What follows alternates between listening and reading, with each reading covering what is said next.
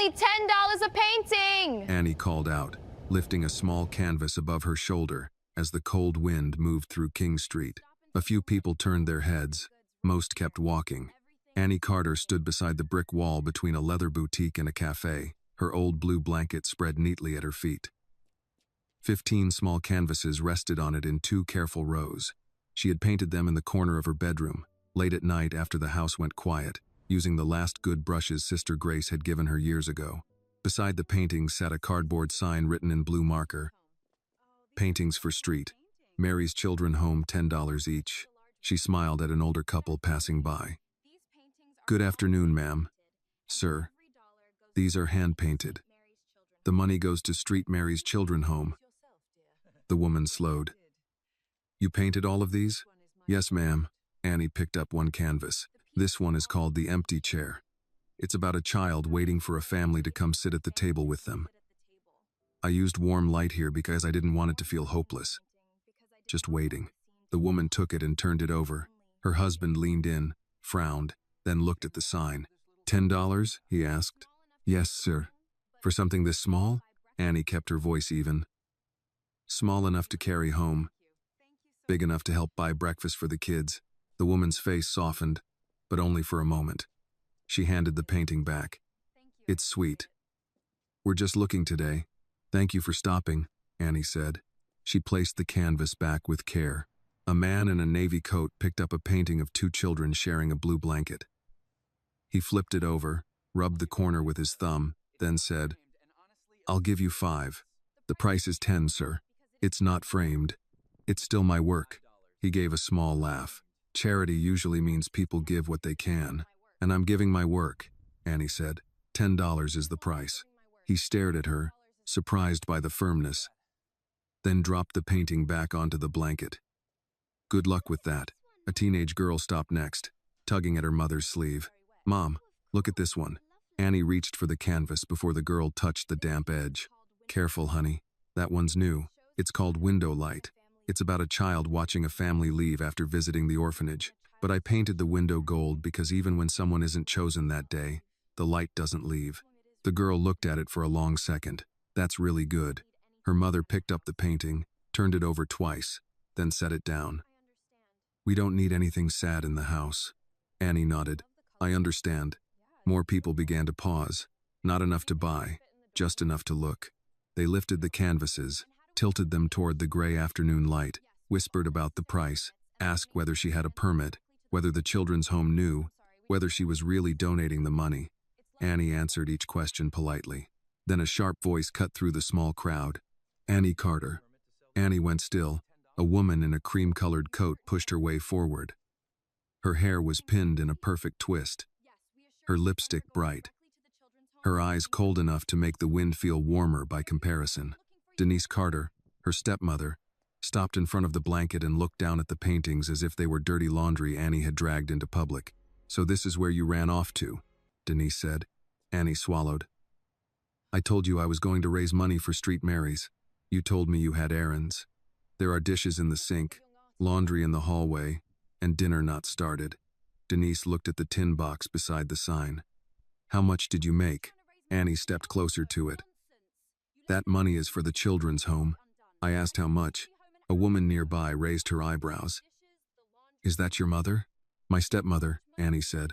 Denise bent and reached for the box. Annie caught it first. Please don't, Annie said quietly. Denise's smile did not reach her eyes. Don't embarrass me in public. A man in sunglasses picked up one of the canvases. Wait a minute. If her stepmother didn't know she was here, how do we know these are even hers? They are mine, Annie said. The man turned the painting over. Maybe she stole them and came out here with some orphan story. Another woman took a step back. That happens. People use fake charity stories all the time. I'm not using anything, Annie said. I grew up at Street Mary's. Mr. Harold Benson, the leather shop owner, stepped out of his boutique. What seems to be the trouble? This girl may be selling stolen artwork, the man in sunglasses said.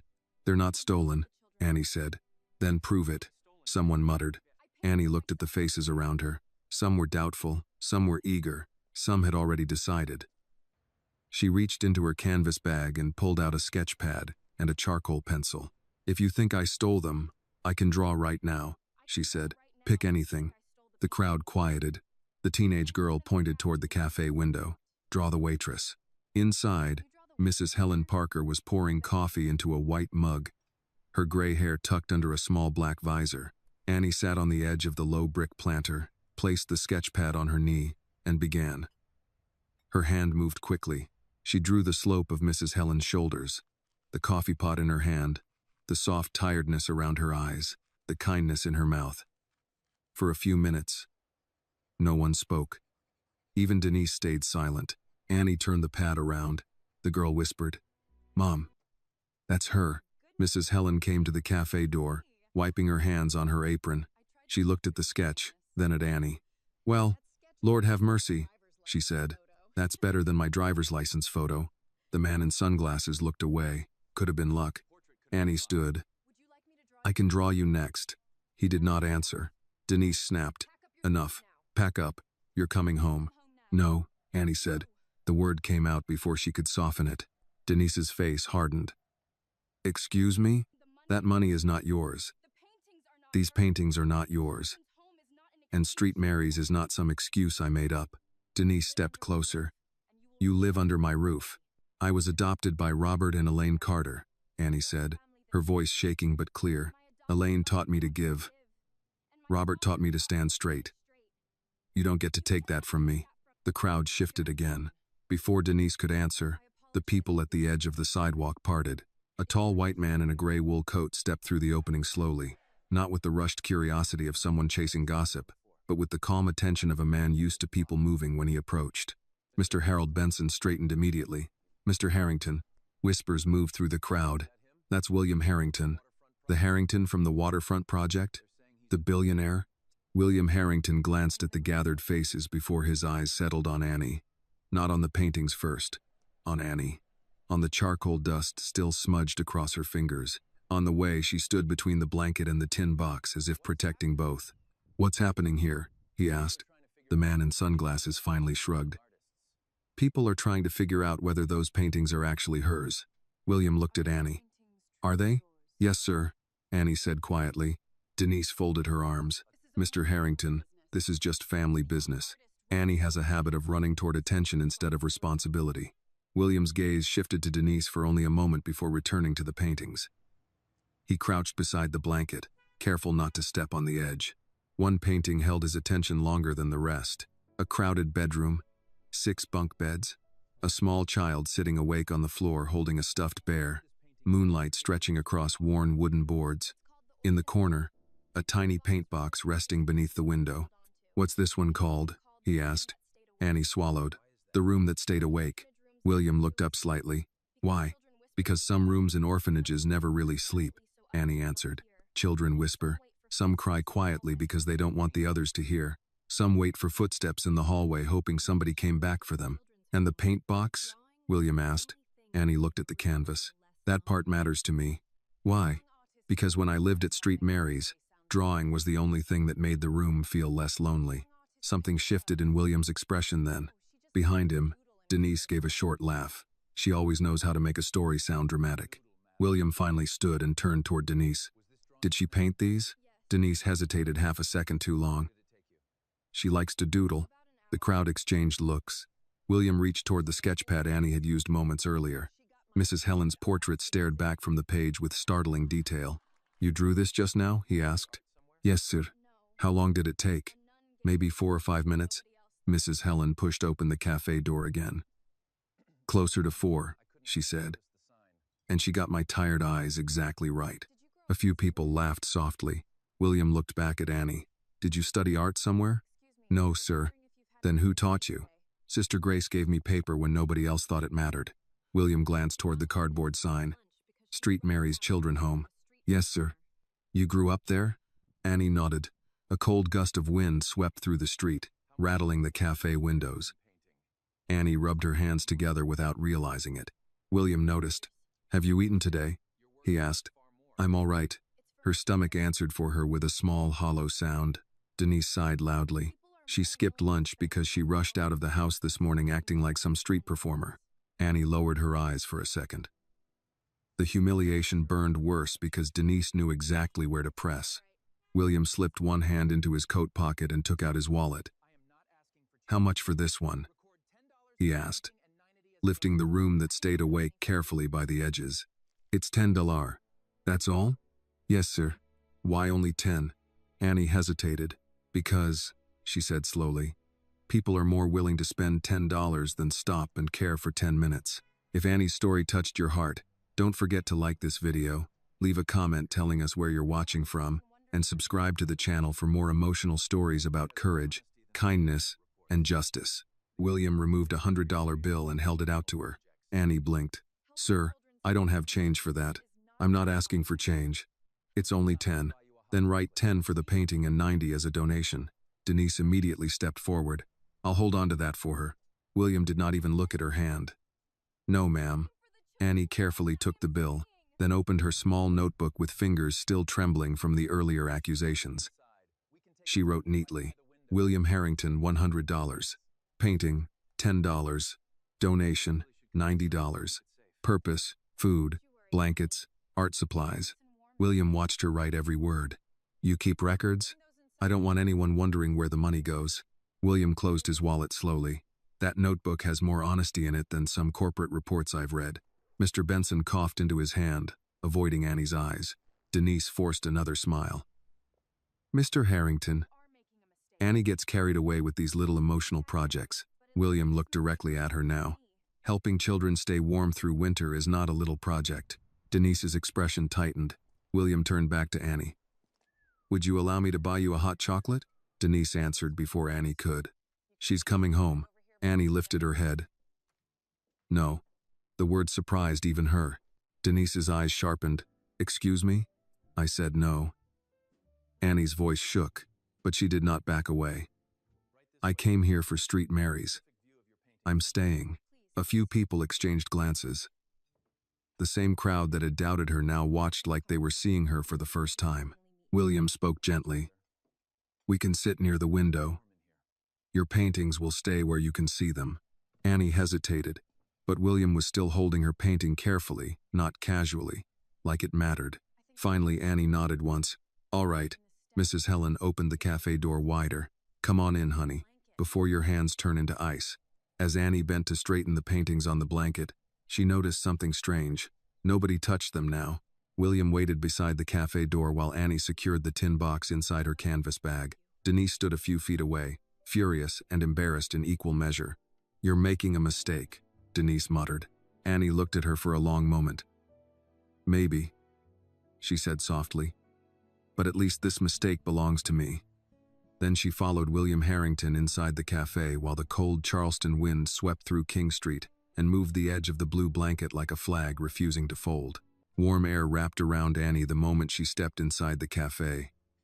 After hours in the cold wind, even the smell of coffee and baked bread felt almost unreal.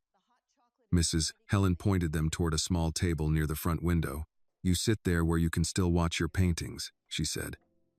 "And don't argue with me about the hot chocolate. It's already coming." "Thank you," Annie murmured. William waited until she sat before taking the chair across from her. He rested the room that stayed awake carefully against the wall beside the table instead of laying it flat like an object somebody had bought on impulse. Outside, the crowd still lingered near the blue blanket. Some people pretended to study store windows while glancing back toward the cafe. Denise remained on the sidewalk with her arms folded tightly across her chest. Mrs. Helen returned with a large mug topped with whipped cream and placed it gently in front of Annie. "You need real food too, honey. I'm bringing soup." "Oh, I can't pay for. You let me worry about that." Annie lowered her eyes. "Thank you." Mrs. Helen glanced toward William. "You're the reason half the street suddenly discovered they have consciences, aren't you?" William gave a faint smile. "I don't think they'd appreciate hearing it put that way." "Well," Mrs. Helen said, "truth doesn't stop being truth because it hurts feelings." She walked off before either of them could answer. For a moment, Annie held the mug with both hands, letting the warmth settle into her fingers. William watched quietly, not the way some wealthy men watched people they intended to rescue, but the way someone listens before deciding what matters. "You really grew up at Street Mary's?" he asked. Annie nodded. From 6 until I was 13. And then the Carters adopted you? Robert and Elaine did. Her voice softened slightly at Elaine's name. Elaine passed away 2 years ago. William's expression changed. I'm sorry. She was kind. Annie stared down into the hot chocolate. The kind of person who remembered little things, like how I hated peas and loved cinnamon toast. She smiled faintly. She used to say if a child trusted you enough to tell you what scared them, you treated that like something holy. William leaned back slightly in his chair. She sounds wiser than most executives I know. Annie laughed quietly before she could stop herself. It surprised her enough that she looked embarrassed afterward. That's the first time you've laughed since I walked over there, William said. The smile faded from Annie's face almost immediately, as her eyes drifted toward the window again. Denise was speaking angrily to Mr. Benson outside. She'll be furious when I get home, Annie admitted. Your stepmother? Yes. You're 18. That doesn't stop people from trying to own your choices. William nodded once like he understood more than he intended to explain. Mrs. Helen returned with tomato soup and half a grilled cheese sandwich. Annie opened her mouth to protest again, but Mrs. Helen pointed a spoon at her. Eat first. Pride later. Yes, ma'am.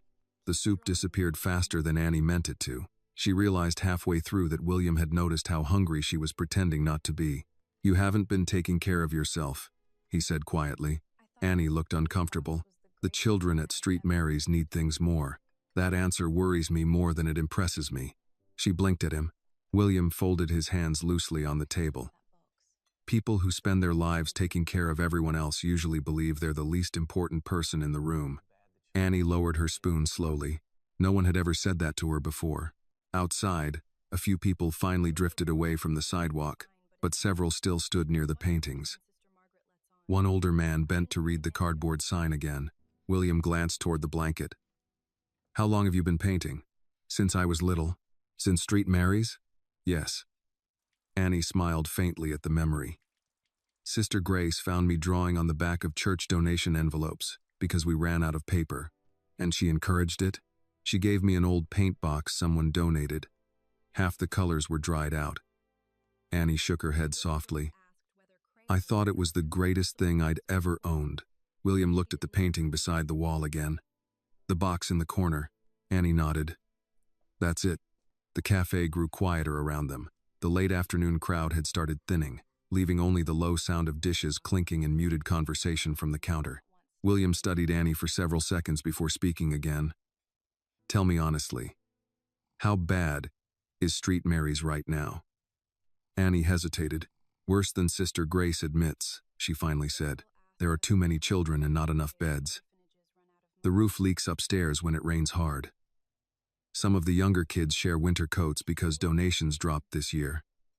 She paused. Last week, Lily asked me if crayons count as school supplies or toys because she didn't want to waste them. Who's Lily? She's 6. Annie smiled sadly. She sleeps with one sock on because she lost the other and doesn't want the staff spending money replacing it.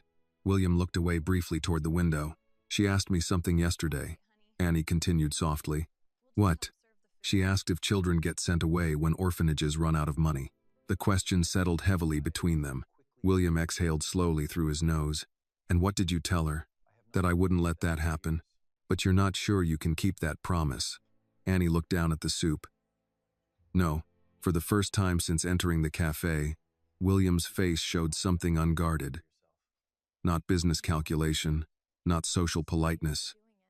Regret. My mother volunteered at a children's home when I was growing up, he said quietly. Different place. Same kind of hallways. Same smell of cafeteria food. He gave a faint smile at the memory. She used to drag me there every Christmas whether I wanted to go or not. Annie listened carefully. She told me something once. William continued. The measure of a society is how quickly children learn they're alone.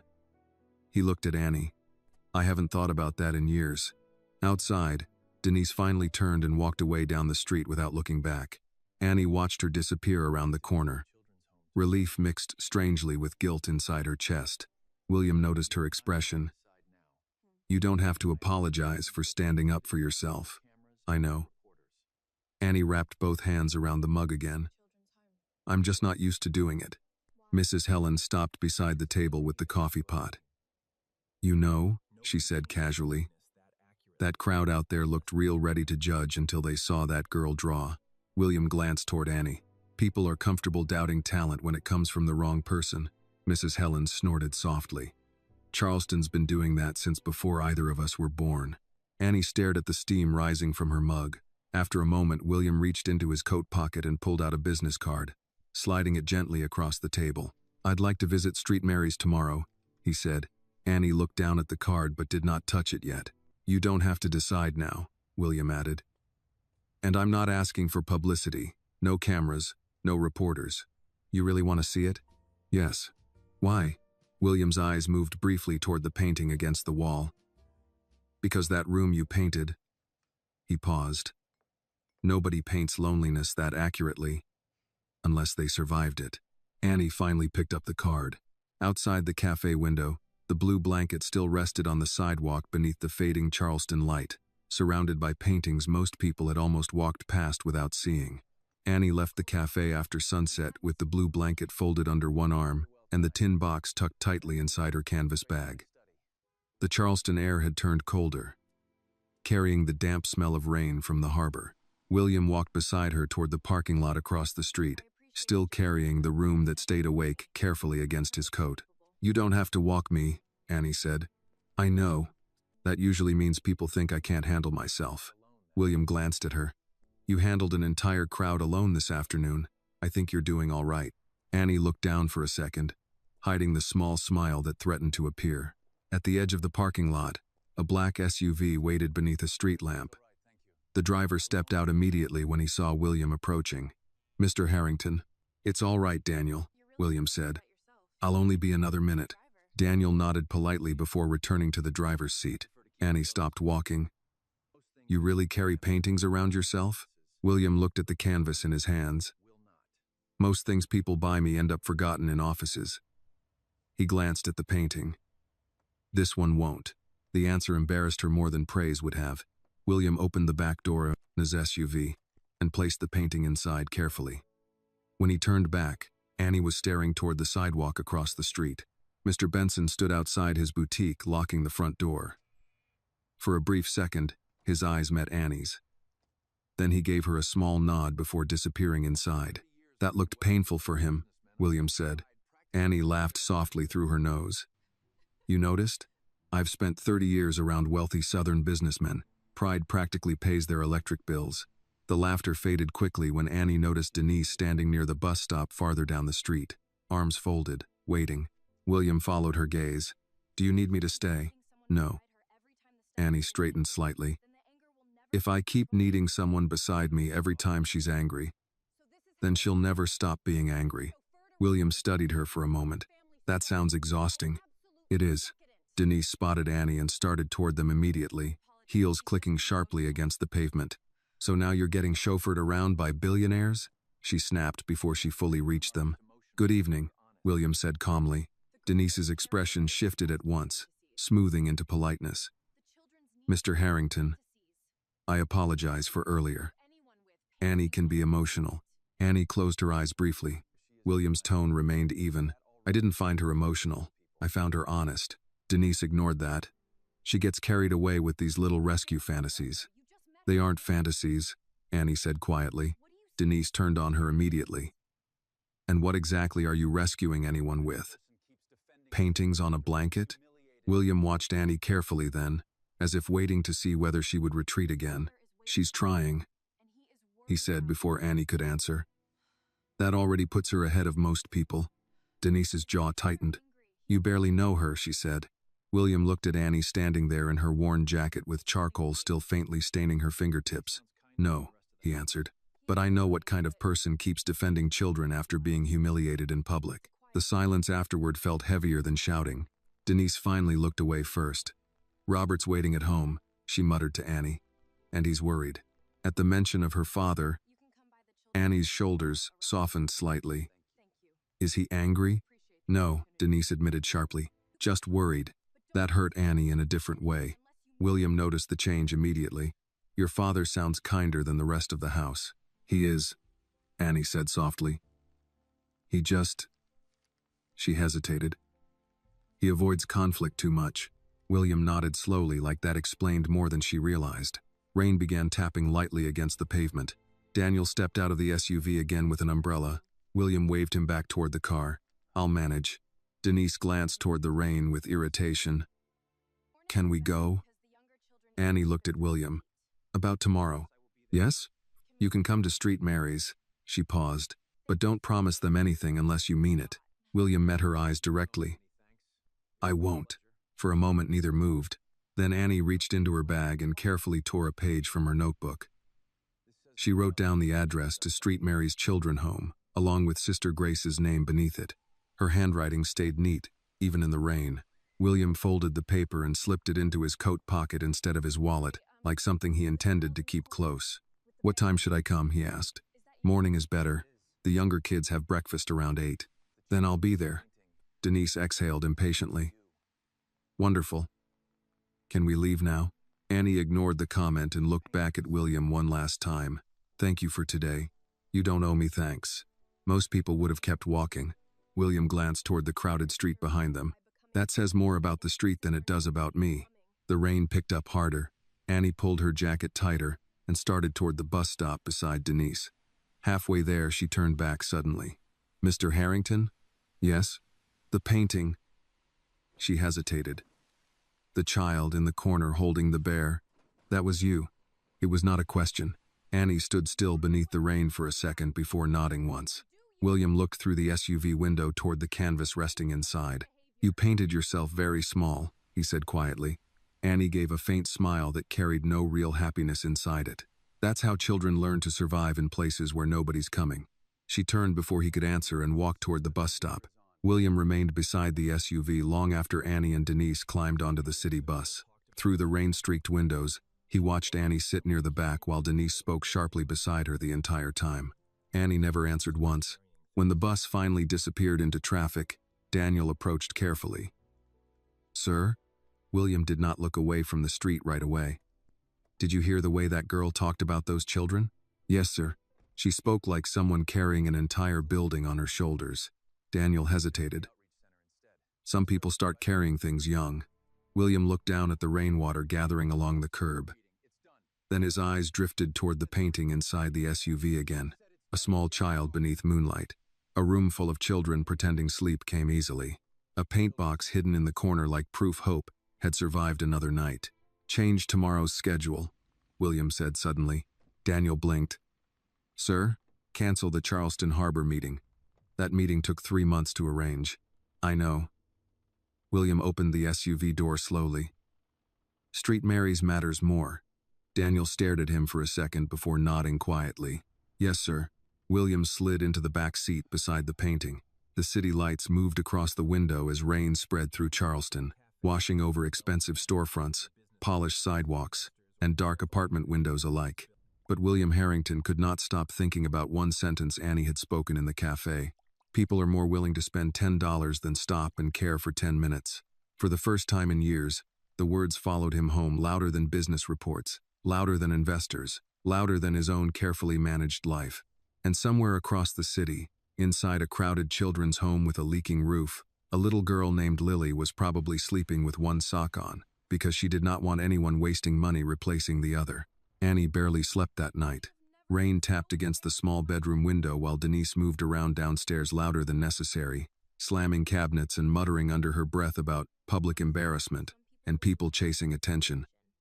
Annie lay awake staring at the ceiling.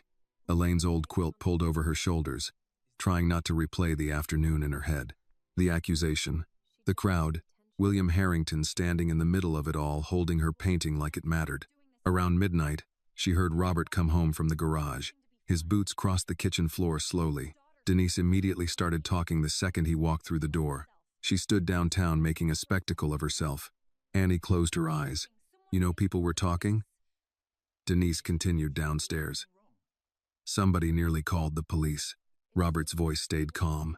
"Did she do anything wrong?" "She was selling paintings in the middle of King Street like some sidewalk hustler." A long pause followed. Then Robert asked quietly, "Did she raise money for the children?" Denise did not answer immediately. "That's not the point." "No," Robert said. "That sounds exactly like the point." Annie pressed the blanket tighter against herself. More silence drifted through the house before Robert finally spoke again, softer this time. "She's got Elaine's heart." The words hit Annie harder than Denise's insults ever could. She heard Denise sigh sharply. "Elaine spoiled her." "No," Robert answered. "Elaine loved her." The house went quiet after that. Annie did not realize she had started crying until she felt tears sliding into her hairline. The next morning, Charleston woke gray and cold. Annie left early before Denise could start another argument. She carried the canvas bag over one shoulder and held a tray of grocery store muffins balanced carefully in both hands. Street Mary's children's home sat at the end of a narrow street, where the sidewalks cracked and weeds pushed through the edges. The building itself looked tired. White paint peeled from the wooden railings. One shutter hung slightly crooked upstairs. Near the side entrance, a plastic bucket sat beneath a brown water stain from the leaking roof. But the moment Annie stepped through the front door, warmth rushed toward her in the form of noise. Children arguing over cereal, laughter from the hallway, a baby crying somewhere upstairs, and the smell of oatmeal thick enough to live in the walls. Annie, a little girl, came racing across the dining room wearing mismatched socks and an oversized sweater slipping off one shoulder. Lily. Annie barely had time to set down the muffins before Lily threw herself into her arms. "You came back. I said I would." Annie smiled, lifting her slightly. "And look at your socks." Lily looked down proudly. "I found another yellow one. They don't match. They're cousins." Annie laughed before she could stop herself. Sister Grace appeared from the kitchen doorway carrying a clipboard and reading glasses low on her nose. She was nearly 70, small-framed, with silver hair pinned neatly back, and the tired eyes of someone who had spent decades carrying children through heartbreak. "Well," she said dryly, "either the building is under attack or Annie Carter just walked in." Several children cheered. Annie hugged her carefully. "Morning, Sister Grace. You look tired. I could say the same to you." "That's because we're both right." Sister Grace noticed the canvas bag immediately. "You sold paintings yesterday?" "A few." "How many?" "Just one," Lily gasped. "One whole painting?" Annie nodded. "One whole painting." "To a real person?" Lily asked seriously. "A very real person." The little girl looked impressed by that. Sister Grace motioned Annie toward the kitchen while the children attacked the muffins behind them. "You ate?" Sister Grace asked quietly once they were alone near the pantry shelves. Annie hesitated. "That bad, huh?" "I had soup." "Yesterday?" "Yes." Sister Grace closed her eyes briefly. "Lord help me, child. I'm fine." That answer usually means the opposite. Before Annie could defend herself, the front bell rang. Both women glanced toward the hallway. "You expecting someone?" Annie asked. "No." A moment later, one of the older boys peeked around the corner. "Sister Grace? There's a man outside." "What kind of man?" The boy shrugged. "Fancy." Annie already knew. William Harrington stepped inside carrying 2 large cardboard trays from a bakery and wearing the same gray wool coat from the day before. Behind him came Daniel carrying several grocery bags. Every child in the dining room went silent, not because they recognized him, because rich people almost never walk through that front door without cameras. William paused as dozens of small eyes stared at him. Lily whispered loudly to Annie, "That's definitely a rich person." Annie almost choked, trying not to laugh. William held up the bakery trays awkwardly. "I wasn't sure what children actually liked, so the woman at the bakery made the decision for me." One of the boys narrowed his eyes suspiciously. "What is it?" Daniel answered first. "Chocolate chip muffins." The entire room changed instantly. Children surged forward until Sister Grace clapped her hands sharply. "Nobody tackles the billionaire before breakfast." William blinked once, caught completely off guard. Even Daniel laughed quietly. Annie stepped toward him. "You came." "I said I would." His eyes moved through the building slowly. The worn floors, the patched walls, the dining tables with mismatched chairs, the crowded coat hooks overflowing with tiny jackets. Nothing in the room was dramatic enough for headlines. That somehow made it worse. Lily stared openly at him. "Are you famous?" William looked down at her. "Sometimes against my will." "Do famous people always wear coats that expensive?" Daniel coughed suddenly into his fist. Annie covered her mouth. William looked completely serious. Apparently children ask harder questions than reporters. Lily considered that carefully. Probably because reporters get paid. Sister Grace finally stepped forward, extending her hand. William Harrington, I assume. Yes, ma'am. You really came without reporters. I told Annie I would. Sister Grace studied him quietly before nodding once. Most people promise children things because children forgive disappointment easier than adults. Her eyes sharpened slightly. I hope you're not one of those people. William met her gaze directly. No, ma'am. I'm beginning to think I've already disappointed enough people for one lifetime. The room fell quieter after that. Annie watched him carefully. Most wealthy men tried to sound important. William sounded tired. Lily tugged Annie's sleeve suddenly. Can he see the art room? Annie smiled faintly. It's barely a room. That's okay, Lily whispered. Maybe rich people can still imagine. William heard that, and for the first time since walking into Street Mary's, something in his expression finally cracked. Not visibly enough for the children to notice. But Annie did. The art room sat at the end of the upstairs hallway behind a door that stuck during humid weather.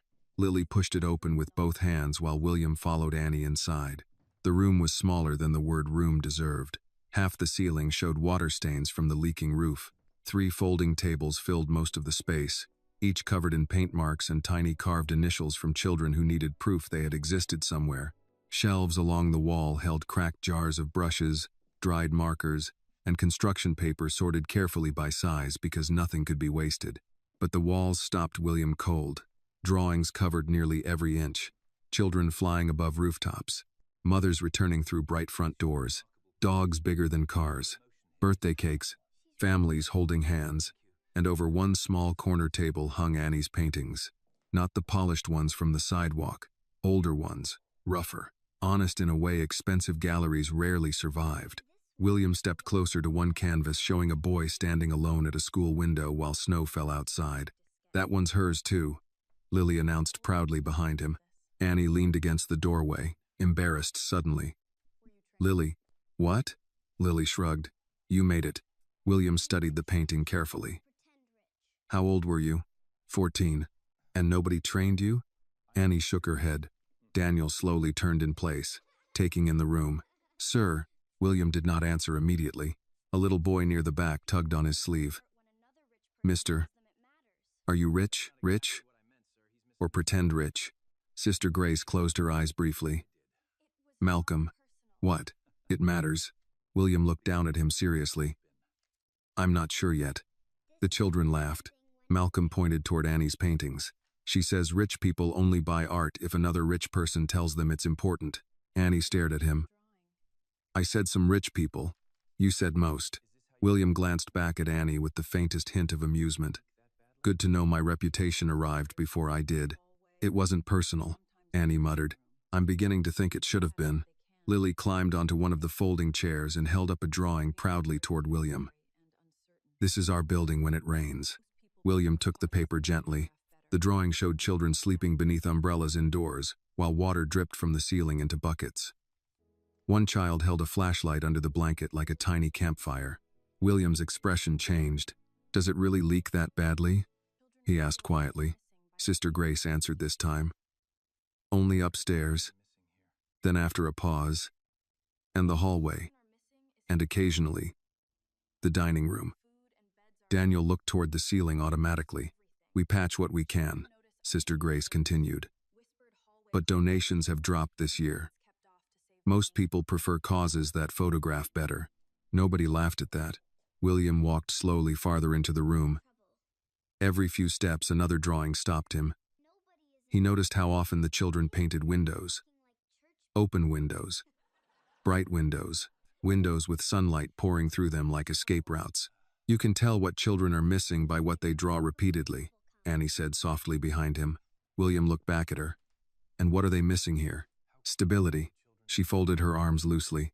Adults think children only need food and beds, but kids notice everything. They notice when bills aren't getting paid. They notice when staff members whisper in hallways. They notice when lights stay off because somebody's trying to save money. The room had gone strangely quiet again.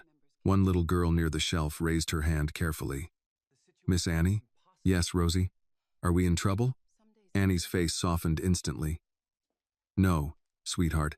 Then why's everybody talking like church people? Even Sister Grace laughed at that one. William crouched slightly to Rosie's height. Nobody's in trouble. Rosie narrowed her eyes suspiciously. That's usually what adults say right before trouble. Daniel coughed into his fist to hide a smile. William looked around the room again before finally asking the question that had clearly been sitting inside him since he walked through the front door. How close are you to shutting down? The silence afterward felt heavier than any answer. Sister Grace removed her glasses slowly. Closer than I let the children hear. Annie lowered her eyes. William nodded once, absorbing it quietly. How many children? 32 currently. And staff? 5, including me. Daniel muttered under his breath. That's impossible. Some days, Sister Grace replied calmly. It feels that way. A loud crash suddenly echoed from downstairs, followed by several children yelling. Lily sighed dramatically. That means Tommy tried carrying cereal again. She ran from the room before anyone could stop her. William watched her disappear down the hallway. She's 6? She's been here since 3, Annie said. No family? None that stayed. The words hit harder because Annie spoke them without bitterness. William moved toward the old supply shelf in the corner. He picked up a dried paint tray with only 2 usable colors left. How often do the children paint? When supplies exist, Annie answered. And when they don't? Annie shrugged slightly. Then they draw on cardboard boxes. Old receipts. Anything. Daniel stared openly now. You're telling me these kids made all this with almost nothing? That's usually how children survive, Sister Grace said quietly. They create worlds bigger than the ones they're trapped inside. William looked around the room one last time. The cracked ceiling, the worn tables, the drawings taped carefully to damaged walls because somebody wanted the children to feel their work mattered. Then his eyes settled on Annie again. You grew up in this room. Yes. And you still came back to help. Annie seemed confused by the question. Of course I came back. William stared at her for a moment before speaking softly. Most people spend their lives running from painful places. That only works if somebody else stays behind to fix them. No one answered immediately. Downstairs, children laughed loudly at whatever disaster Tommy had caused with the cereal. The sound floated upstairs through the old building like proof joy could survive almost anywhere. William slipped one hand into his coat pocket slowly. Daniel, he said without taking his eyes off the room. Yes, sir. Call my office. Daniel blinked once. Now? Now. Sister Grace looked at him carefully. Mr. Harrington, but William finally looked directly at her. No child should ever have to sleep under a leaking roof in this country, he said quietly. Not while people like me spend $30,000 renovating conference rooms. The room went still. Annie watched him closely, searching his face for performance, for pity, for temporary emotion dressed up as generosity. But what she saw instead unsettled her more. Guilt. Real guilt.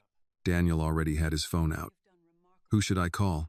William kept looking at the ceiling stains above the children's artwork. Everyone, he said.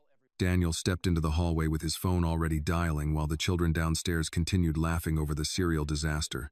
The normal sound of it made the conversation upstairs feel even heavier. Sister Grace folded her arms slowly. Mr. Harrington, I appreciate concern, but I've seen wealthy people walk through these halls before. William nodded once. I imagine you have. They cry, they promise things. Some donate enough to feel generous at dinner parties. Her eyes stayed steady on him. Then they disappear. Daniel paused near the doorway, pretending not to listen while someone answered on the other end of the line. William did not seem offended. You have every right to doubt me. I'm not doubting you, Sister Grace said calmly. I'm protecting them. The room went quiet. Annie leaned against the wall near the supply shelf, watching William carefully. Most powerful men pushed back when questioned. They mistook caution for disrespect. But William only glanced around the room again. You should protect them, he said. More adults should. Something in Sister Grace's expression softened, though only slightly. Daniel covered his phone. Sir, Rebecca from the foundation office is on the line. William held out his hand for the phone. Rebecca, I need a full emergency assessment team at Street Mary's Children's Home. A pause crackled faintly through the speaker. No, not next week. Today. William looked up toward the stained ceiling again. Roof damage. Infrastructure. Supplies. Staffing. Everything. Another pause. Yes, I know my schedule. His voice stayed calm. Move the Savannah investors to Monday. Annie blinked. You're canceling meetings? William handed the phone back to Daniel. Children leaking through ceilings seem more urgent. Malcolm stared openly. Rich people can cancel meetings? Not usually, Daniel muttered. The little boy looked impressed by that. Sister Grace removed her glasses and rubbed the bridge of her nose slowly.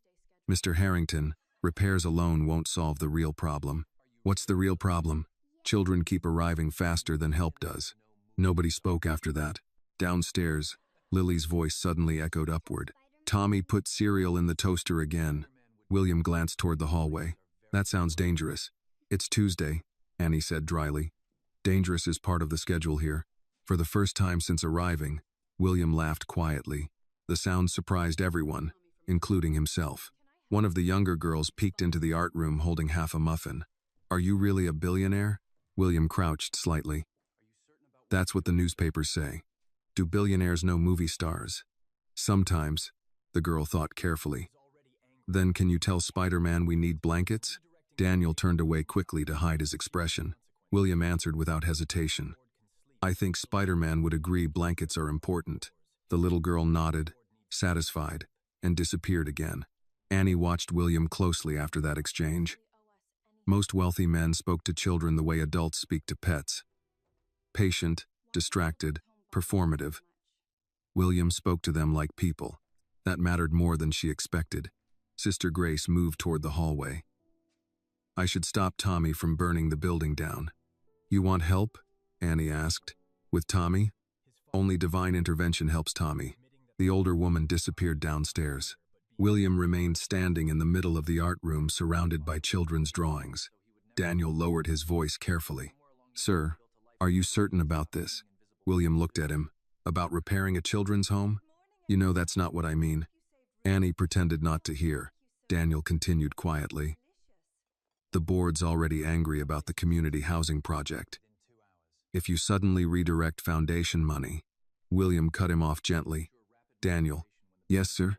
If the board can sleep peacefully while children use buckets to catch rainwater indoors, then perhaps the board needs to lose sleep. Daniel went silent. Annie stared at William for a moment before speaking carefully. You don't actually owe us anything. William turned toward her. I know. So why does this bother you so much? The question hung between them longer than Annie expected. Finally, William walked toward one of the walls covered in drawings. He stopped in front of a crayon picture showing a child sitting alone at a lunch table while other children laughed together nearby. My father grew up poor, he said quietly, very poor. He kept his eyes on the drawing. When I was a kid, he used to tell me the worst part wasn't hunger. What was it? Annie asked softly. William folded his hands behind his back. He said the worst part was realizing people could see you struggling and still decide you were invisible. The room fell silent again. He worked himself nearly to death, making sure I never felt that, William continued, and somewhere along the way. He paused. I built a life so busy I stopped seeing invisible people too. Annie lowered her eyes. Downstairs came another burst of laughter, followed by Mrs. Helen's voice drifting faintly through the building. Apparently she had arrived carrying more bakery boxes. Daniel glanced at his phone. Rebecca's team can be here within 2 hours. William nodded. Good. Annie frowned slightly. You move fast. When buildings collapse, speed matters. That's not what I meant. William understood immediately. You think this is guilt? Annie hesitated. Maybe. And if it is? She looked directly at him then. Guilt fades. Children still need breakfast after guilt fades. For a moment Daniel looked nervous. She had gone too far. But William only nodded slowly. Fair point. Annie crossed her arms loosely. I'm not trying to insult you. I know. A faint smile touched his face. You're trying to protect them too. That answer unsettled her more than anger would have. A loud pounding suddenly shook the front door downstairs. Then came Denise's voice. Annie, I know you're in there. Every child downstairs went quiet at once. Annie closed her eyes briefly. Daniel muttered under his breath. Here we go. Denise's voice rang through the building again. You cannot ignore me forever. Several of the younger children looked frightened immediately. William glanced toward the hallway. Does she often arrive like a hurricane? She usually waits until we're home first, Annie admitted. Sister Grace reappeared at the bottom of the stairs looking deeply tired already. Apparently the storm has found us. Denise pushed through the front entrance before anyone could stop her. Her heels clicked sharply across the old wooden floor as she looked around the crowded dining room with visible disgust. The moment she spotted William upstairs, her expression changed completely. "Mr. Harrington," she said breathlessly, "I had no idea you were still here." Annie almost laughed from disbelief. Denise climbed the stairs quickly, smoothing her coat as she moved. "I'm sorry if Annie caused trouble yesterday. She tends to become overly emotional about this place." William's face gave nothing away now. Below them, Lily whispered loudly to Malcolm, "Why does her smile look angry?" Malcolm whispered back, "Because rich adults fight with their teeth." Several children tried not to laugh. Denise ignored them and focused entirely on William. Annie has a good heart, but she gets attached to sad causes. The entire room changed temperature. Annie stiffened immediately. William spoke before she could. "Children without homes are not sad causes, Mrs. Carter." Denise's polished smile faltered slightly, and for the first time since arriving at Street Mary's, William Harrington sounded less like a businessman and more like a man who had finally grown tired of hearing compassion treated as weakness. Denise's polished smile faltered for only a second before she recovered it. "Of course," she said smoothly. "That isn't what I meant." But everyone in the room had heard exactly what she meant. Below the staircase, several children stood frozen with cereal bowls still in their hands. Annie hated that look on them, most of all the careful silence children learn when adults bring tension into places that are supposed to feel safe. Sister Grace stepped forward first. "Mrs. Carter, this isn't really a good time." Denise gave her a quick smile that carried no warmth. "I only came because Annie left home without handling her responsibilities." "I'm 18, Annie said quietly, "and still living under our roof." William glanced toward Annie but stayed silent. Denise noticed that immediately. "You see?" she continued lightly toward him. "She gets stubborn when she's emotional." Lily whispered to Malcolm downstairs. "Why do grown-ups always call girls emotional right before they ignore them?" Malcolm shrugged.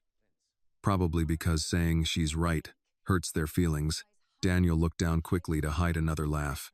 Denise's eyes flicked toward the children with irritation before returning to William. "Mr. Harrington, I'm sure you understand how young people can become attached to unrealistic causes." William folded his hands loosely. "Feeding children is unrealistic? That's not what I said." "No," he replied calmly, "but it's what you implied." The air shifted again. Annie watched Denise carefully now. Her stepmother's anger always became more dangerous when she felt embarrassed. Denise sighed softly as though burdened by everyone else's misunderstanding. "Annie has always struggled to understand limits. My husband and I already support her. She acts as though we're monsters because we ask her to contribute at home." Annie opened her mouth, then stopped herself. William noticed. "What?" he asked gently. Annie hesitated. "Nothing." "No," Denise cut in quickly. "Go ahead. You clearly enjoy making me sound terrible." The children downstairs had gone completely quiet now. Annie hated that too. She looked toward Lily, gripping the railing beside Malcolm. Rosie hugging half a muffin against her sweater. Tommy staring upward with cereal still stuck to his sleeve. They were listening. Children always listened. Annie took a slow breath. "I don't think helping here should be treated like a childish distraction." Denise crossed her arms. "Because this place became your whole identity. This place kept me alive." The sentence landed hard enough that even Denise lost her answer for a moment. William's eyes shifted toward Annie slowly. Annie looked down immediately after saying it, like she regretted letting something so honest escape in front of everyone. Sister Grace spoke quietly into the silence. "Children remember who fed them when they were scared." Denise laughed once under her breath.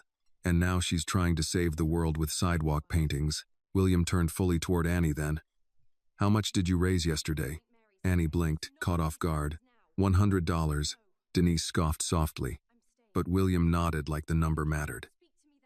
"Do you know how many people with wealth never bother giving away even 10? That shut the room still again.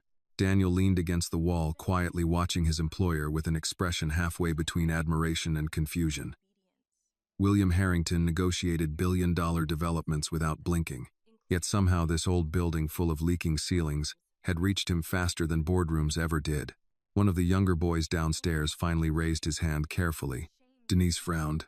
"What now?" The boy looked at William instead.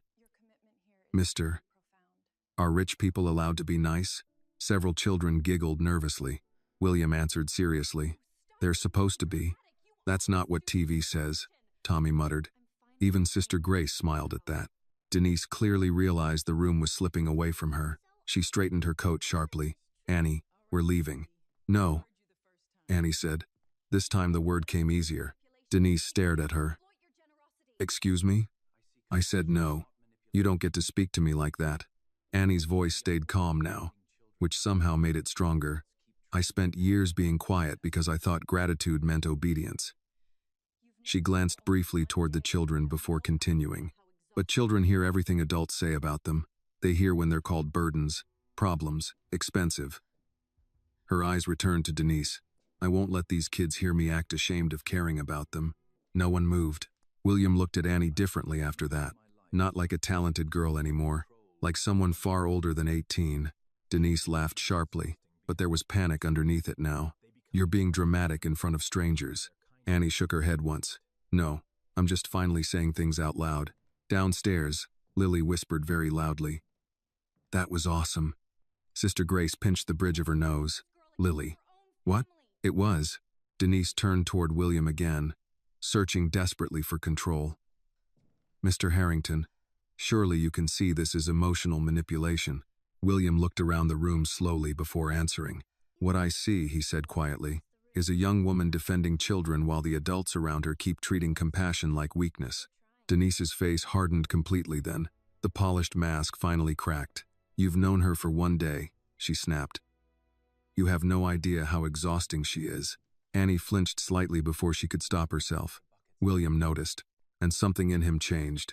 Not dramatically, not loudly, just enough that Daniel straightened a little against the wall because he recognized the look immediately. It was the expression William Harrington wore before dismantling someone in a boardroom. William stepped closer, his voice still calm.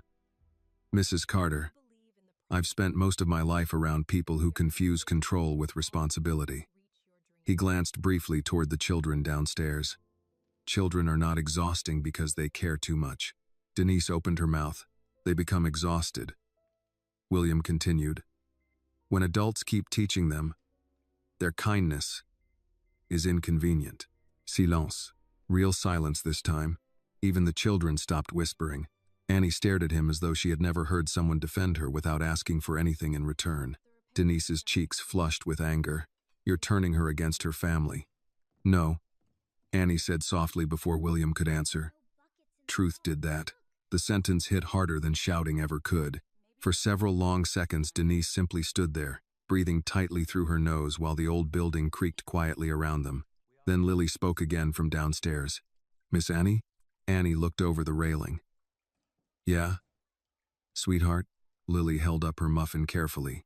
If rich people help fix the roof, does that mean we can stop putting buckets in the hallway? The room seemed to stop breathing. William looked at the child, then at the ceiling stains above her, then back at Annie, and for the first time since entering St. Mary's, he understood something painful all at once.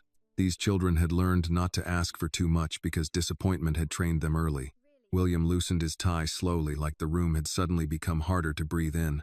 No, he said quietly to Lily. You won't need the buckets anymore. Annie turned toward him immediately, not because she doubted him, because she knew promises become dangerous the moment children believe them.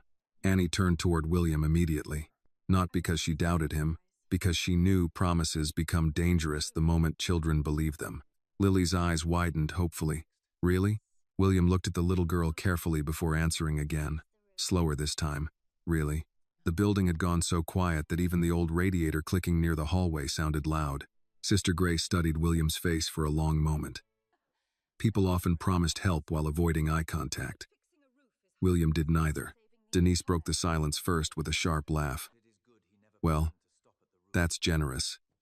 Her voice carried that familiar edge people used when kindness from others made them uncomfortable. Though repairing a roof is hardly the same thing as saving this place.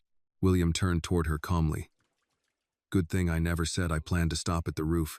Daniel looked up immediately. Annie blinked. Mr. Harrington. But William was already walking slowly toward the hallway ceiling stain near the staircase. Rainwater had warped the plaster there into a dark, uneven circle.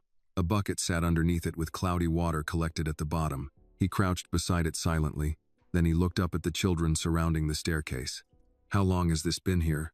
Tommy answered first. "The big leak?" "Since summer." Rosie corrected him. "No, before summer." "Long enough," Sister Grace said quietly.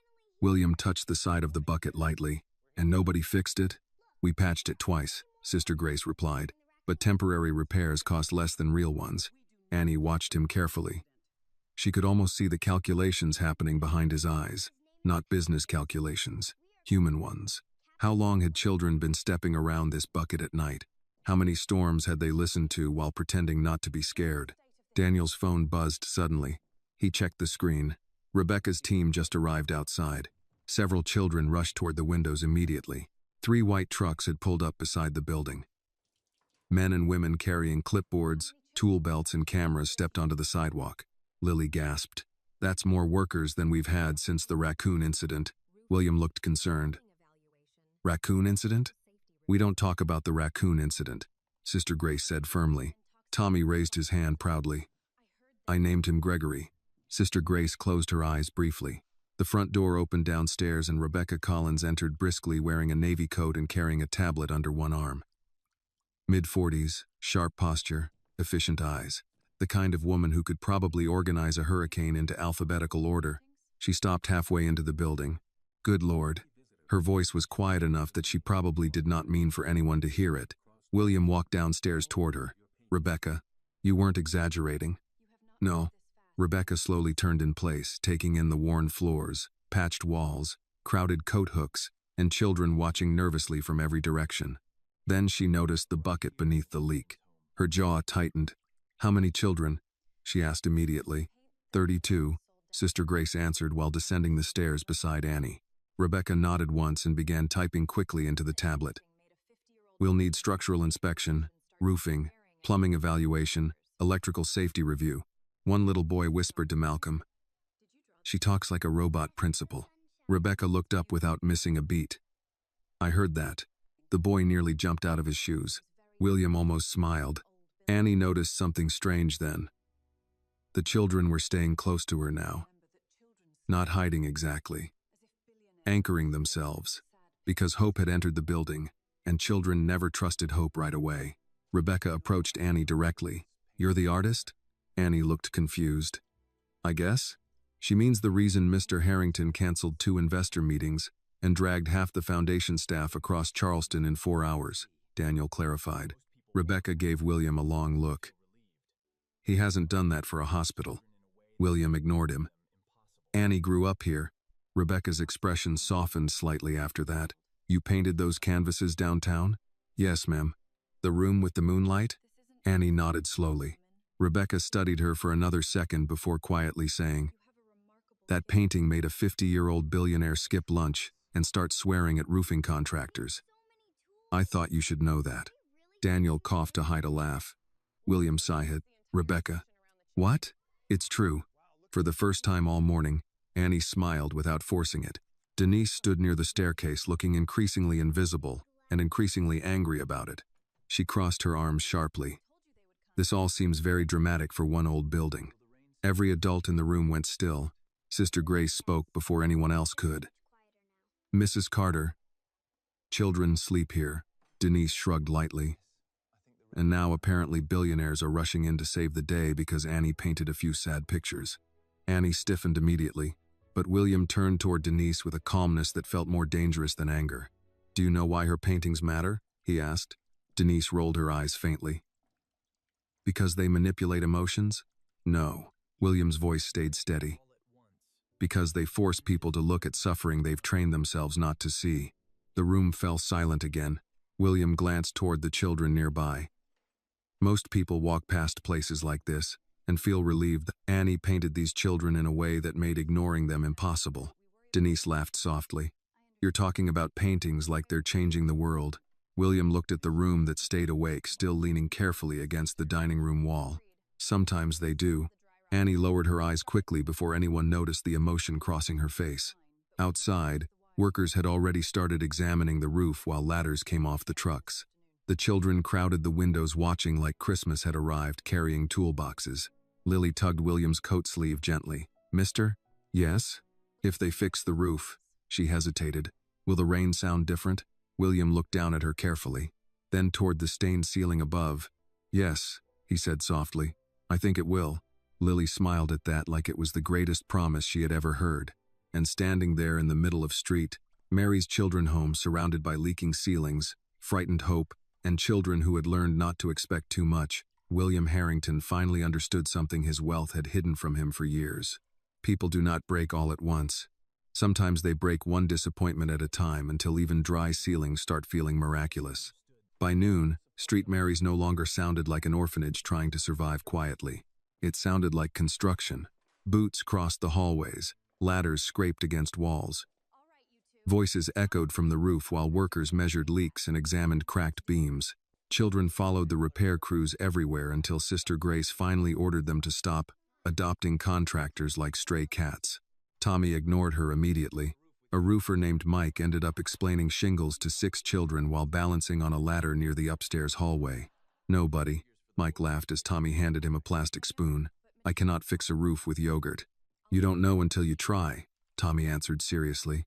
Downstairs, Rebecca sat at the dining table surrounded by paperwork, while Daniel typed numbers into his laptop beside her. Annie carried fresh coffee from the kitchen and placed a mug near Rebecca's elbow. Thank you, Rebecca said without looking up. Annie glanced at the papers. That bad? Rebecca finally exhaled and leaned back. Honestly? She tapped the folder. Worse. Annie sat slowly across from her. The electrical wiring upstairs is almost 20 years out of code, Rebecca continued. Half the roof insulation is rotting. The west bathroom pipes are leaking inside the walls. She looked toward the ceiling. And if another major storm hits before repairs... She stopped herself. The roof could collapse, Annie finished quietly. Rebecca held her gaze for a second. Yes, the words settled heavily between them. Across the room, William stood near the window speaking into his phone with one of the contractors. Calm, direct, focused. Annie noticed he had not checked his watch once since arriving. That mattered more than she wanted it to. Lily climbed into the chair beside Annie holding a crayon drawing. Miss Rebecca? Yes? If rich people fix our building, does that mean we become rich too? Rebecca smiled tiredly. No, sweetheart. Lily frowned. Then rich sounds overrated. Daniel nearly spit out his coffee laughing. William walked back toward the table just in time to hear the last part. I'm starting to agree with her. Rebecca handed him another folder. The estimated repair costs. William opened it. Daniel leaned slightly toward Annie. This is usually the part where investors panic. William scanned the numbers silently. Annie watched his face carefully. No reaction. No hesitation. Just concentration. Finally, he closed the folder. Approve it, he said. Rebecca blinked once. All of it? All of it. Nanny stared at him. That's a lot of money. William looked around the room. So is neglect. People just prefer pretending they don't pay for that too. The dining hall went quiet again. Near the kitchen doorway, Sister Grace paused while drying dishes with a towel. She had spent decades learning not to trust rescue too quickly. But even she looked shaken now. Mr. Harrington, she said carefully, do you understand what you're committing to? Yes. This building doesn't only need repairs. I know. We need counselors, tutors, beds, transportation, winter supplies. Her voice softened. Some of these children arrive carrying more trauma than luggage. William nodded once. Then we handle that too. Rebecca looked up sharply. William, no child should feel temporary inside their own childhood, he said quietly. Nobody answered after that. Annie lowered her eyes because something inside her chest had suddenly become difficult to hold steady. At the far end of the room, Denise stood near the entrance looking increasingly uncomfortable. No one had paid attention to her in nearly 20 minutes. That seemed to bother her more than the repairs themselves. She finally stepped forward. This is becoming excessive. William looked at her calmly. Repairing unsafe living conditions is excessive? You're throwing money at emotions. No, he replied evenly. I'm throwing money at a leaking roof. Daniel coughed into his hand again. Denise folded her arms tightly. And what happens after the headlines disappear? There are no headlines, William answered. I never called reporters. That stopped her. Annie noticed it too. Most wealthy people wanted witnesses when they donated. Public kindness often came with photographers attached. But there were no cameras here. No press releases. No speeches. Just workers carrying lumber through old hallways while children followed them asking questions every 30 seconds. Tommy ran past, suddenly holding a measuring tape like a championship trophy. "Miss Annie, the roof guy says our ceiling was one storm away from becoming a swimming pool." Inside voices, Sister Grace called automatically. "We almost drowned politely," Tommy shouted back. Even Rebecca laughed at that. William looked toward Annie quietly. "How long have you been trying to help this place alone?" "I wasn't alone." Annie glanced toward Sister Grace. "And the staff. You know what I mean." She hesitated. "Since I moved back nearby after high school. You could have left Charleston. I tried once." William waited. Annie looked down at her hands. "I got accepted into an art program in Atlanta." A faint smile touched her face briefly. Elaine framed the acceptance letter. "What happened?" "Tuition happened." Annie shrugged lightly. "Then Elaine got sick." She paused. "After she passed, Street Marys started struggling more. So," she gestured around the building, "so you stayed. It didn't feel right leaving." William studied her quietly. "You gave up your future for this place." "No." Annie shook her head immediately. "I just postponed one version of it." The answer stayed with him. Near the staircase, Lily tugged on Daniel's sleeve. "Do assistants get rich too?" Daniel looked horrified. "Not assistant rich, no. That seems unfair." "It absolutely is." William rubbed a hand briefly across his mouth, hiding another smile. Then Rebecca's phone rang. She checked the screen and frowned. "William." "What?" The board somehow heard about this already. Daniel muttered under his breath. "Of course they did." Rebecca stood and walked a few feet away before answering. Her voice stayed low, but tension sharpened every word. "Yes, no, he's here now. Because children are living under structural damage, Richard." The room slowly quieted around her. William's face changed slightly. Not angry, just tired. Annie noticed immediately. "Trouble?" The foundation board dislikes surprises. "You mean they dislike compassion that costs money?" William looked at her. "That sounded less harsh in my head," Annie admitted. "No," he said softly. "It sounded accurate." Rebecca returned a minute later looking irritated. "They want an emergency meeting tonight." William sighed quietly. "They think you're overcommitting emotionally." Lily whispered loudly to Tommy. "Adults say emotional when they mean expensive." Tommy nodded wisely. "That's because bills scare them." William closed the repair folder slowly. Then he looked around Street Mary's one more time. At the workers repairing ceilings, at children carrying crayons like treasure, at Annie standing near the dining table with charcoal still faintly staining her fingertips. And suddenly the board meeting waiting downtown felt very far away from what actually mattered. "They can wait," he said. Rebecca blinked. "William, no." His voice stayed calm. "Children waited first." "They can wait," he said. Rebecca blinked. "William, no." His voice stayed calm. "Children waited first." The dining room fell silent again. Rebecca stared at him for a long second before slowly closing the folder in her hands. "You know they're going to fight you on this." William glanced toward the workers carrying supplies upstairs. "Then they can fight me after the roof stops leaking." Daniel leaned back in his chair quietly smiling into his coffee like a man watching history rearrange itself in real time. Near the hallway entrance, Denise looked completely out of place now. The room had moved on without her. Contractors spoke with Sister Grace. Children followed workers carrying ladders. Rebecca reorganized budgets with machine-like efficiency. No one cared about appearances anymore. That seemed to bother Denise most of all. She finally looked toward Annie sharply. "Your father has been calling." Annie's shoulders tightened immediately. "Is he all right?" "He's worried sick because you disappeared into this circus." William's eyes shifted briefly toward Annie. "I didn't disappear," Annie said quietly. "I told him where I was. You embarrassed this family downtown yesterday." The old shame flickered across Annie's face before she could hide it. William noticed. Sister Grace noticed too. The older woman dried her hands slowly with a kitchen towel before speaking. "Mrs. Carter, I've known Annie since she was 6 years old."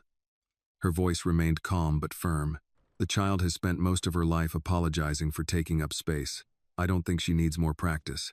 Denise opened her mouth, then closed it again. Across the room, Tommy whispered loudly to Malcolm, "Sister Grace is using her church voice." "That's the dangerous one," Malcolm whispered back.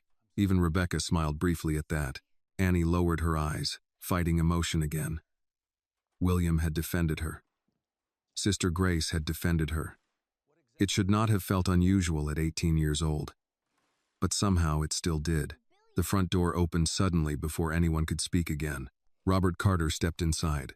Oil stains darkened the sleeves of his work jacket from the garage. His gray hair looked windblown, his expression exhausted.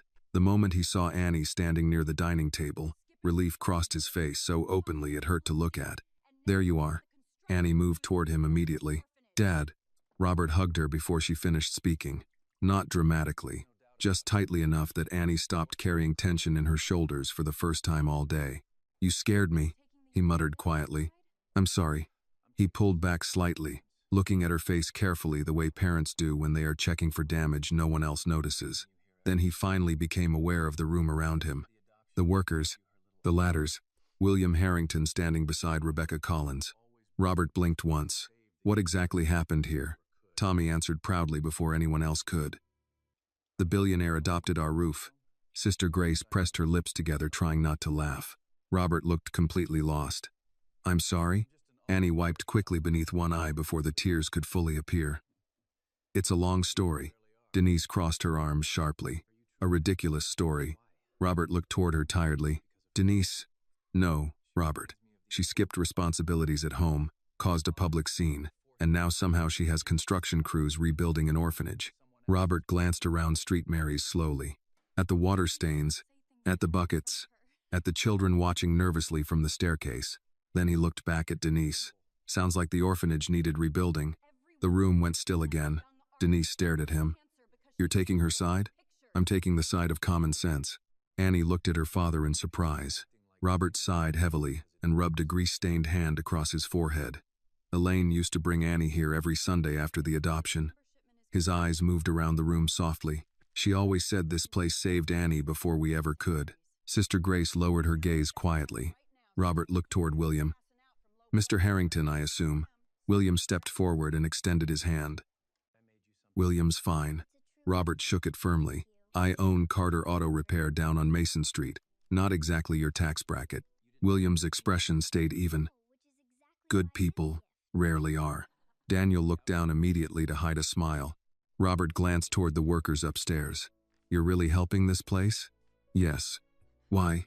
William looked toward Annie standing beside her father. "Because your daughter forced an entire street to stop pretending suffering was somebody else's problem." Annie looked embarrassed instantly. "Please don't say things like that in front of me." Robert laughed quietly under his breath. "Yeah, that sounds like Annie." Denise looked furious now, though she tried to hide it. "Everyone's acting like she cured cancer because she painted a few pictures." "No," Robert answered before anyone else could. "They're acting like kindness matters because it does." That shut her up completely. For a while, the room settled into movement again. Workers continued measuring upstairs. Rebecca coordinated supply deliveries over the phone. Mrs. Helen arrived carrying 2 giant pots of chili and immediately started ordering contractors to eat before they fell off ladders from low blood sugar. Then Lily appeared beside William carrying a folded piece of paper. "I made you something." William crouched slightly. "You didn't have to do that." "I know. That's why it's a gift." Daniel whispered under his breath. "I think she just out-negotiated you, sir." William unfolded the paper carefully. It was a drawing. Street Mary's under bright yellow sunlight. No buckets, no cracks, flowers in front of the building, children waving from every window. And beside the front steps stood a tall man in a gray coat holding a hammer much larger than his head. William stared at it quietly. "You made me bald," he said after a moment. Lily gasped. "That's your hair." The room burst into laughter. Even William laughed then, full and genuine this time. Annie watched him carefully from across the dining room. Something had changed since yesterday on King Street. Not only in Street Mary's. In him, powerful men usually entered places expecting to be admired. William Harrington had entered this building and somehow become willing to be changed instead. That was rarer than money.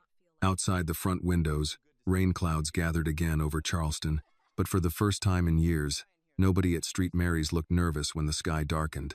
3 weeks later, the sound of rain hitting Street Mary's no longer woke children in fear. It woke them in peace. Water rolled across a brand new roof instead of dripping through cracked ceilings into plastic buckets. Fresh paint covered the upstairs hallways. The old warped windows had been replaced. Beds no longer leaned unevenly against damaged floors. Even the dining room lights looked warmer now that they stopped flickering every few minutes. And for the first time in years, the building smelled less like mildew and more like dinner. Mrs. Helen stood in the kitchen stirring a giant pot of chicken stew while pretending not to cry every time she looked around.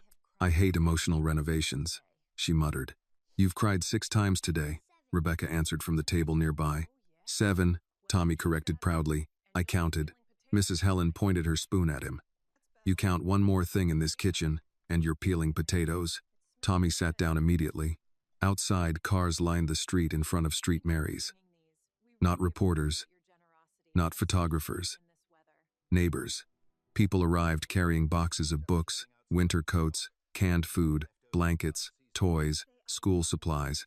Quiet generosity spread through Charleston faster than anyone expected after word leaked about the repairs. Mr. Benson from the leather shop delivered brand new boots for every child before awkwardly insisting he just had extra inventory. Nobody believed him, but Sister Grace thanked him anyway.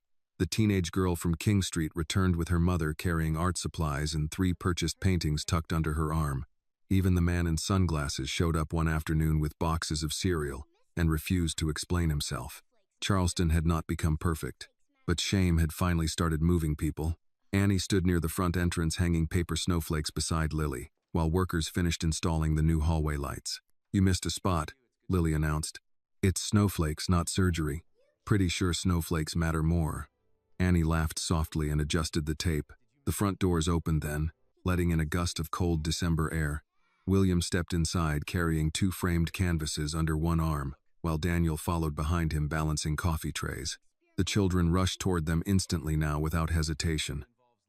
Not because William was rich, because he had kept showing up. "Mr. Harrington," Rosie shouted. Tommy glued his fingers together again. William handed Daniel the frames immediately. "Is this becoming a hobby?" "It was science," Tommy defended. "Science usually involves less screaming," Daniel muttered. Annie walked toward William, smiling before she remembered herself and tried to hide it. "You're late." William looked offended. "I brought coffee." "That's not a defense." "It absolutely is." Lily pointed suspiciously toward the framed canvases. "What's that?" William glanced at Daniel. "You want to tell them or should I?" Daniel sighed dramatically. Mr. Harrington made a decision without warning the rest of us again. Rebecca looked up from the dining room table immediately. "That sentence never ends well." William ignored her and turned toward Annie. "Come outside for a minute." Annie frowned slightly. "Why?" "You'll see." The children immediately tried following until Sister Grace clapped once sharply. "Nobody stampedes the billionaire." "But what if he needs emotional support?" Tommy argued. "He has Daniel for that." Daniel looked deeply insulted. Outside, the cold Charleston wind swept through the front steps, while evening lights flickered on across the street. A small crowd had gathered near the sidewalk.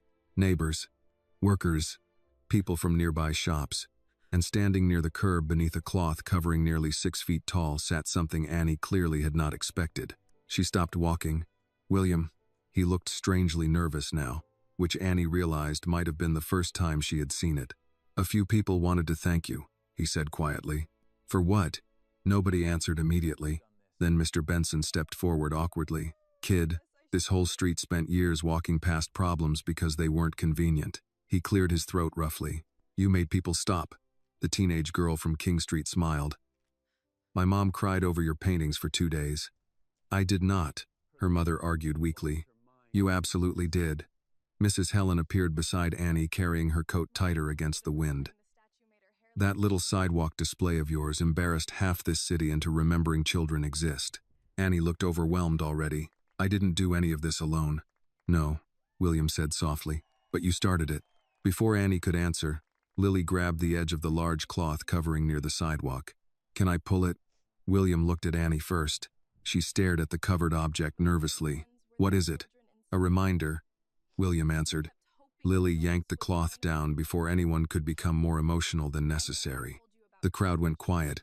It was a bronze sculpture. Annie froze completely. The statue showed a young woman sitting cross-legged on a city sidewalk, holding a paintbrush in one hand and a small canvas in the other. Beside her rested a tin donation box and a cardboard sign. Paintings for Street Mary's Children's Home, $10 each. But it was the expression on the sculpture's face that stole the air from Annie's lungs. Not sadness, determination. The kind, quiet people carry after surviving things nobody applauds them for. At the base of the statue, a bronze plaque reflected the streetlights. One person stopped, then a city did. For several seconds, Annie could not speak. "William." Her voice broke slightly. "You shouldn't have done this." "Yes," he said calmly. "I should have." She looked around at the gathered crowd. Workers, children, neighbors, people who once walked past her paintings without stopping. Now they stood there in silence beneath the Charleston lights, looking at a girl who once believed she had to make herself small to deserve space in the world. Robert stepped beside his daughter quietly. "Your mother would have lost her mind seeing this." Annie laughed through tears, suddenly escaping despite her efforts. "Elaine would have complained the statue made my hair look too neat." That too. Nearby, Denise stood apart from the crowd near the edge of the sidewalk. Silent. Uncomfortable. Watching a city honor the same compassion she had spent years dismissing as weakness. But nobody looked toward Denise anymore. The story had moved beyond her. Lily tugged Annie's sleeve gently. "Miss Annie?" Annie wiped quickly beneath her eyes. "Yeah, sweetheart." The little girl pointed toward the statue. "You look brave." Annie stared at the bronze version of herself for a long moment before answering softly. "No, honey." She looked down at Lily. Brave was every child in that building who kept hoping adults would finally care. William watched her then with the same expression he had worn the first day on King Street while holding the room that stayed awake. Recognition, because Annie still did not understand the full truth. The city had not changed because of money. It changed because an 18-year-old girl sat on a cold sidewalk selling $10 paintings and refused to let invisible children stay invisible anymore. Above them, Christmas lights flickered softly across Charleston, while laughter drifted from inside Street Mary's through windows that no longer leaked when it rained. And for the first time in a very long time, the children inside that building no longer sounded temporary. Sometimes the world does not change because of powerful people. It changes because one ordinary person refuses to walk past suffering in silence. Annie's story reminds us that kindness is not weakness, and compassion is not something to be ashamed of. Children do not need perfect heroes, they need adults who choose to see them, protect them, and care before it is too late. One small act of courage, even something as simple as a $10 painting, can awaken the conscience of an entire community. This video is a work of fiction created with the assistance of artificial intelligence. All characters, events, and situations are not real and do not represent any actual people or true stories. The content is intended for storytelling and emotional illustration only.